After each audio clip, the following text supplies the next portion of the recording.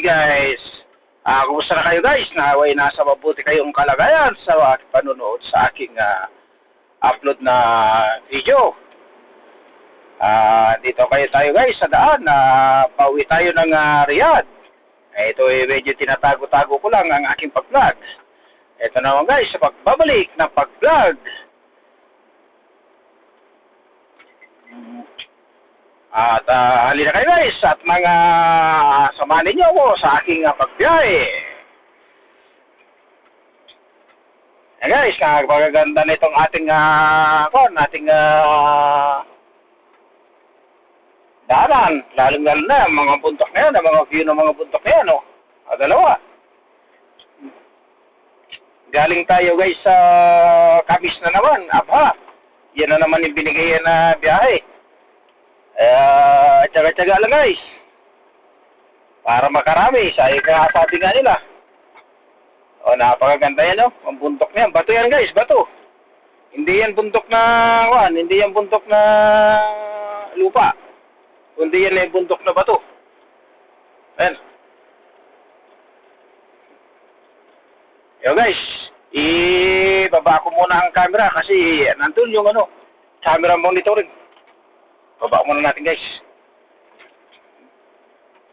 Kasi baka maispatan tayo 500 real lang violation yan.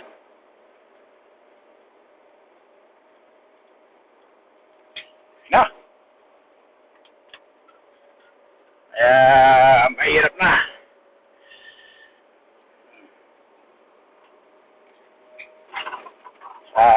Wala pa tayong handle ng cellphone.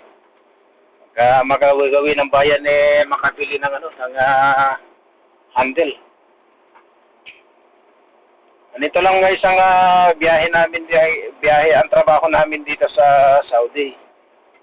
Kung ano yung binigay na biyahe, biyahe namin. Tapos pagpagod, inantok, tabi, tulog. Pag nagutom, magandang parkinan. Pag nagugutom pa, magluto ka. May mga baong ka na lulutuin.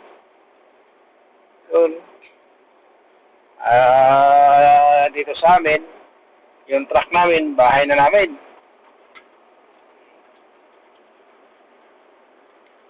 Yung truck namin dito, bahay na namin. Paggising namin, manibela agad. Tapos, saka lang kami uwi ng accommodation kapag uwi ng maligo, bis, o kaya may sira yung truck, yun lang. Tapos balik na naman kami sa biyahe.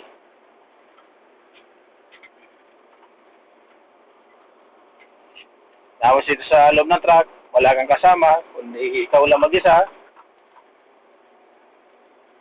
Wala pa hinante.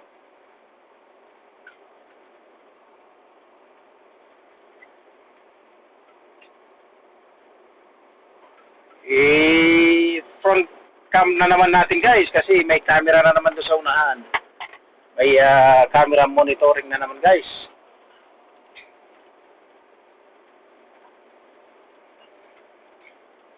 Pag ganyan merong monitoring camera, ang speed na takbo namin 80, 75 ganyan, mag-reduce na lang para sigurado na hindi ka mapipitikan o kaya hindi ka makakuha ng monitoring katulad nun.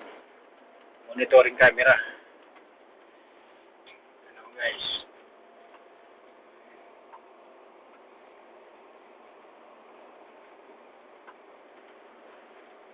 Sabi nga nila, habang may buhay, may pag-asa. Kaya tsaga-tsaga lang. Tsaga-tsaga lang tayo sa pagbablog. Para na rin kayong nandito sa Saudi kapag mapanood nyo itong ating video, para na rin kayo nandito sa Saudi.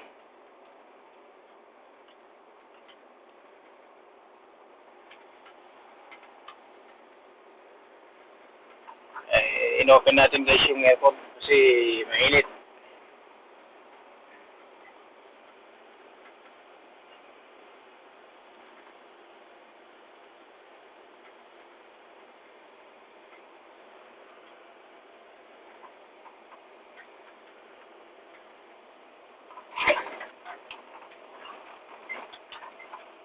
ng mga kiyo rito sa aking dinadaanan.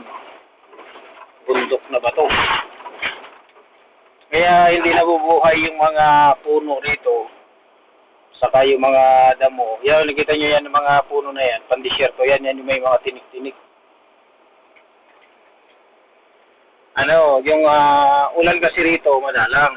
Pagka umulan, pero madali matuyo yung lupa. Yung lupa nila rito, madaling matuyo.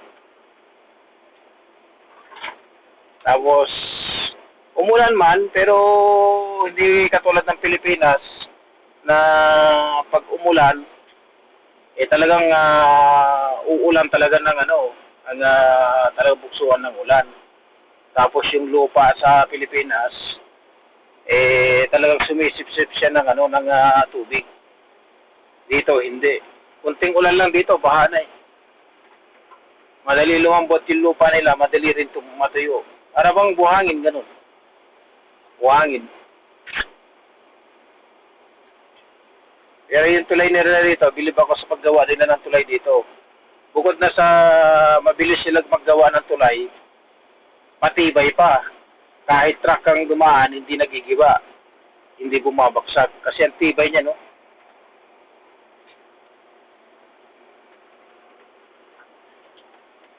Saka dito, sa Saudi, ang tinutulayan dito, sasakyan. Hindi katulad dyan sa Pilipinas, ang tinutulayan, ilog. Ilog, sapa.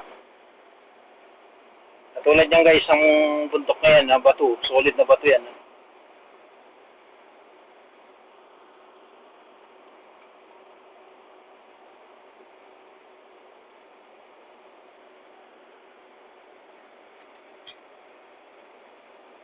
Yung tatakbuhin natin nito guys, nasa 1,100 kilometer.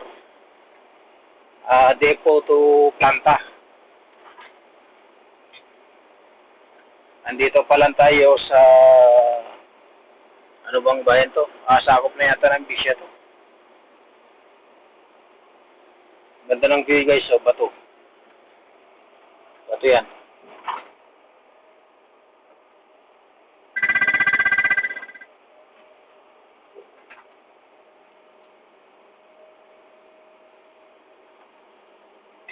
Ganda sana mag-selfie dyan kaso walang magparkinan ng truck.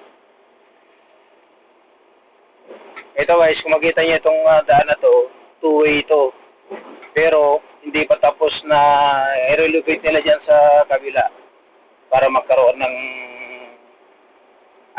itong one-way na to, tapos magano pa sila dyan sa kabila kasi hindi pa tapos. Kung nakita nyo kanina yung dinaanan natin doon sa tulay na yun ang idudugtong yan doon sa unahan. Meron doon yung ongoing yung road construction na pag-relocate nila rito sa daan. Bagong daan to. Maganda dumaan dito.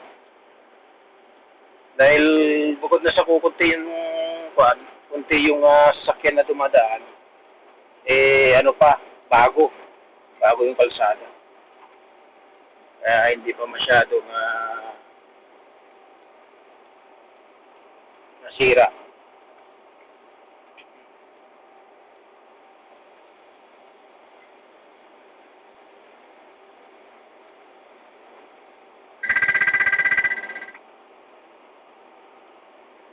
Yan guys, pag ito yung guhit na to, pag nasa kasaan ng gulong ko yan, nararadar kaya nagbabaser dito sa loob. Dahil may camera dun sa baba. Ayan, yung camera na to, yung camera na yan, camera yan sa yung, ang kwan yan, palapad. Yung sa taas, sa baba naman, pataas. Kaya nagbabaser siya. Kaya yung driver, halimbawa, inantok, at nakakapag dito sa guhit na to, magbabaser dito sa loob. Magigising ang diwa niya. Pero ang gamot talaga kapag inantok, tulog. Yan talaga maganda dyan.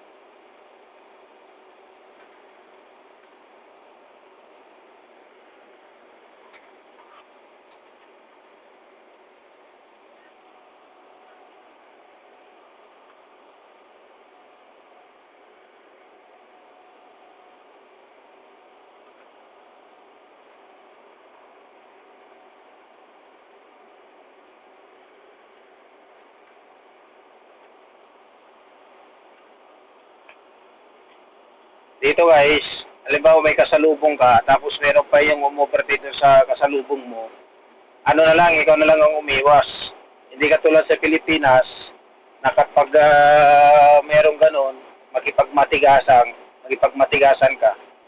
Dito, hindi pwede yun. Kasi isipin mo, foreigner ka lang dito. Saka dito, hindi uso yung road rage na katulad sa Pilipinas na mag-aaway, ganun. Hindi uso rito yun.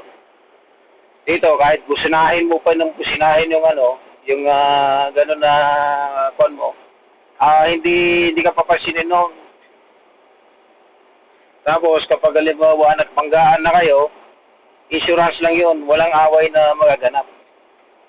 Yung road rage kung tawagin nila siya sa Pilipinas, yung nag-aaway sa kalsada, wala yun dito.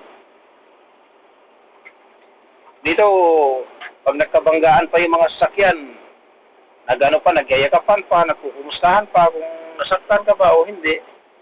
Ganon dito. Dito, yung may mga sasakyan dito ng mga Arabo, saka sa walang sasakyan katulad ng foreigner, parehas dito, parehas. Hindi sila nanglalait ng kapwa nila. Yun lang ang kagandahan ng kanilang mga mga ugali dito sa Saudi. Kahit naman saan, kung mabait ka naman na makiusap, ay syempre mabait din yung kausap mo. Pero kung balasubos ka salita, balasubos din yung sasagot sa iyo. Ganun lang yun. Kaya ang ko lang, kapag halimbawa ay sa mga baguhan na mga mag-abroad, lalo na sa mga driver, yung init ng ulo, iwanan sa Pilipinas. Ganun lang yun. Ito guys, yung karugtong nyo, no? Dito, yan, i-diretso nila to. Kaso nga lang, hindi pa nila ginagalaw kasi meron pang, hindi pa umabot dito yung construction. Yung mga manggagawa.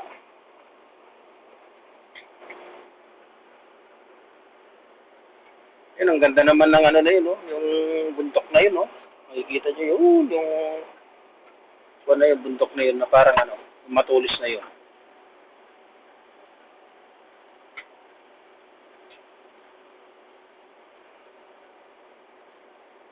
Ayun, no? Na-zoom natin, eh.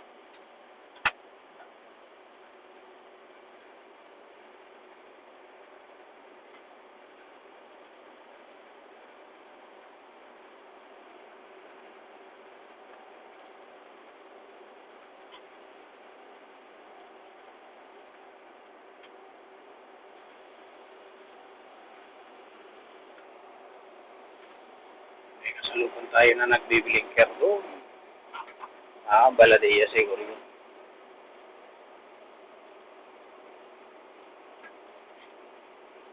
Yan ang tulay guys, oh. Ganda ng mga tulay nila rito. Kaya kahit na gaano kalaki ng truck na dumadaan, tuloy-tulinada yung karga ng truck, hindi siya bumibigay. Kasi napakatibay, kita mo yung beam na yan, oh. Samento. Solid na samento. Ganyan sana. Alam ko nung sa Pilipinas lang ito, yung ganitong tinutulayan na ng ganito. Napakaganda, napakatibay. Walang problema yung mga transportasyon. Kaso kasi dyan sa Pilipinas, kaya bumibigay yung mga tulay dyan kasi yung mga tracking overload. Kasi tapos yung daan, kahit na sementado, napakakapal ng semento, nagbibitak pa rin kasi overload nga yung mga truck. Sipin mo, yung karga ng truck, 40 tons. Bukod pa yung empty. Yung empty ng truck, sabihin na natin, 20 tons. O di 60 tons lahat. Dito sa Saudi, 44 tons. Sama na yung pangarga. Saka yung truck. Kabuuan na yun. Guys, i-front cam muna naman natin dahil ando na naman ang camera monitoring. Tago-tago lang natin guys. Dito sa Saudi, asfalto ang daan dito. Pero sumusunod yung mga transport sa Sumusunod yung mga transport sa patakaran ng Saudi government. Dahil dito, kapag hindi ka sumunod sa patakaran ng gobyerno nila, panay huli ka. Ganon ang mangyayari dito sa iyo. Hindi ka nila tatandaan. O di kailangan sumunod ka. Kaya kailangan kung ilan lang yung mabuti kung isang beses ka lang mahuli. Dito kahit saan ang biyahe mo may timbangan. Ang ganda guys, oh. Ganda naman noon ng tulis ng bundok na yun, oh. Oh.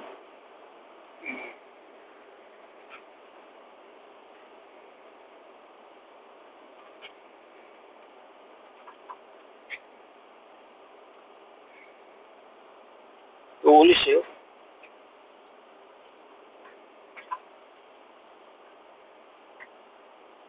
Solid ng bato yun.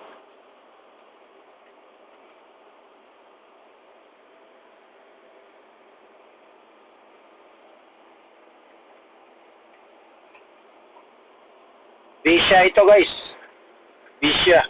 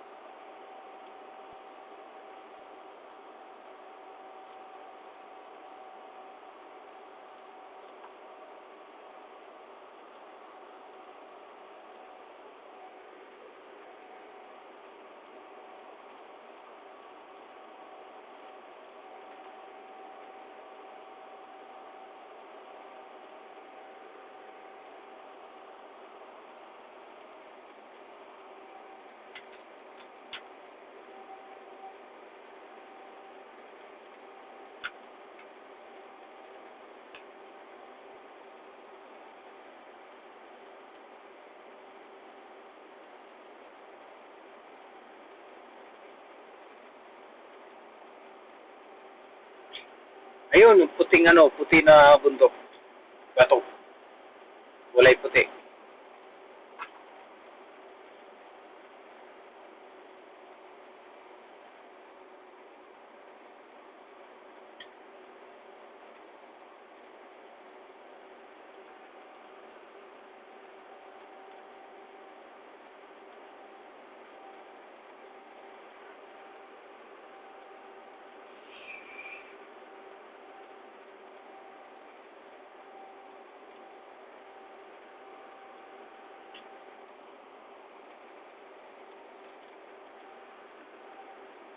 Sa dito guys, ang biyahero dito sa Kingdom.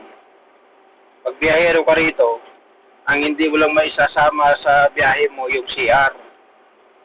Pero yung tubig na panghila mo, pwede ka rin maligo dun sa drum na yung drum na doon sa ilalim ng trailer. CR lang ang hindi mo may madala. Pero kung gusto mo mag-CR, ayan, napakaluwang ng CR na yun, no? Yan, sa disyerto. O kaya kung gusto mo naman sa masjid. Ganon. Walang bayad yun, libre yun. Katulad sa Pilipinas na lahat may bayad. Pag CR mo may bayad, pag ligo mo may bayad. Dito wala.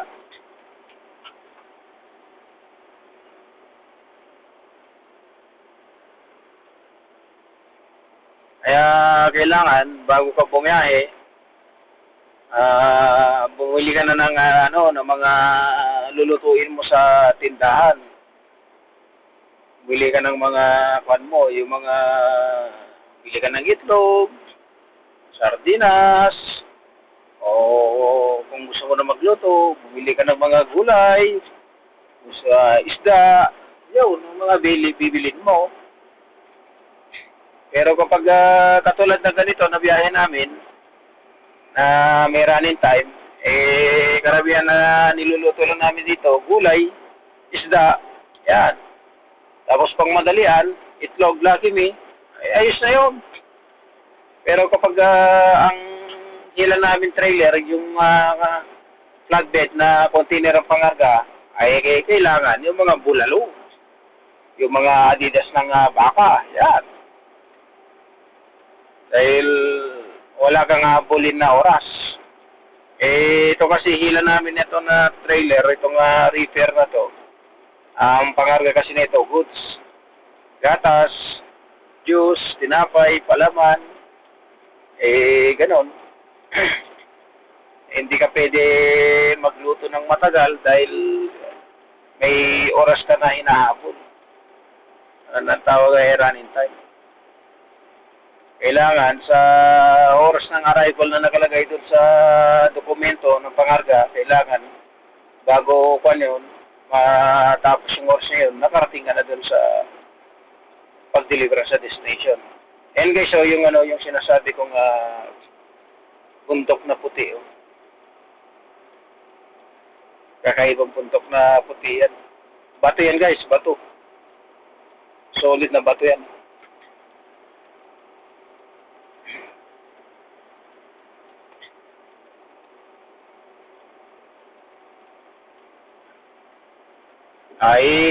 I-front cam ko muna guys yung yung ating camera kasi nandoon na naman yung yung camera monitoring. Kaya ibaba muna natin.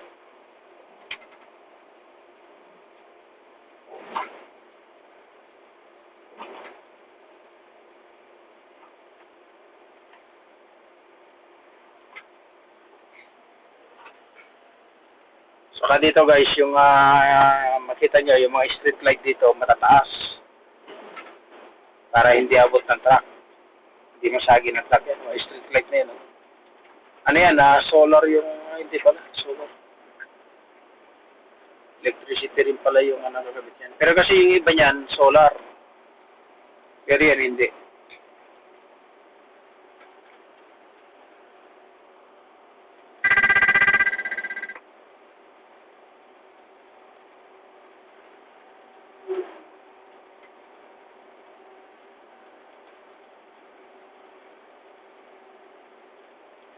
Kita nyo guys, dito two-way pero maluwag pa rin ang maluwag pa rin ang daan. Two-way na to, oh.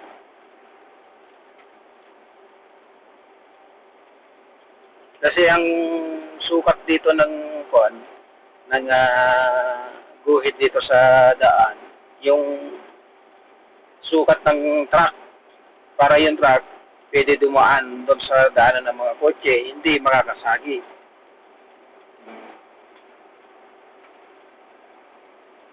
Hindi mo masasagi yung overtaken mo. Kaya ang kinuha nilang sukat dito, yung sukat ng truck, yung lapad ng truck. Yun ang kinuha nilang sukat ng lapad nitong guhit. Ongoing yung construction nito guys. Dito diyan sa kabila, diyan nila yung dudugtong yung sa kabila. Dito banda lang dito, pero banda ron malapad yung kalsada ron.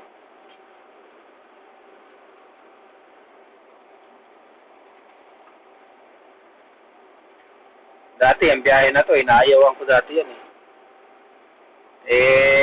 kaso sabi ko kunin ko para malaman ko kasi paano natin malalaman ang isang lugar kung hindi natin puntahan, di ba? Kaya kailangan puntahan natin para malaman natin. O katulad nito, 2 beses na binigay sa akin to. O di ayos. At least nung una duda ako, nung pangalawa o hindi na. Kasi naano ko na na kabisado ko na yung daan.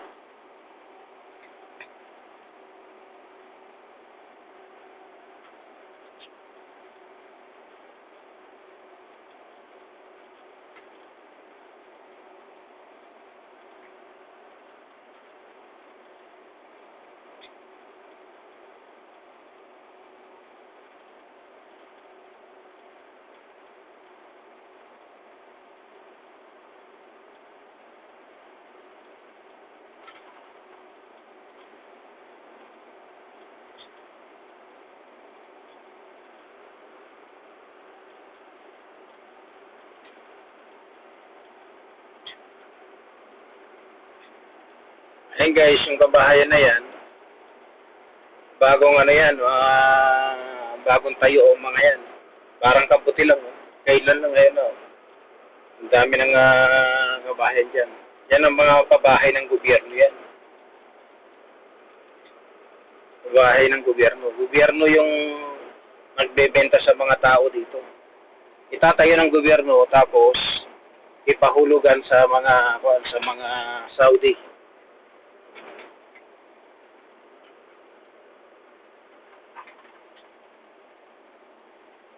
Sa mga Saudi resident.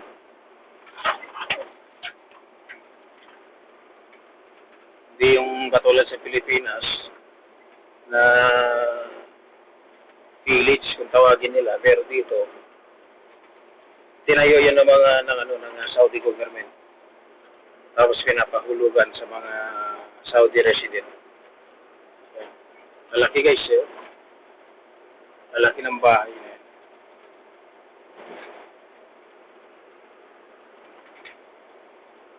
Kaya kung mag-isa lang ang katulong dyan, yung ang katulong, kawawa eh. Talagang pagdating ng hapon, ng gabi, bugbog talaga yung katawan.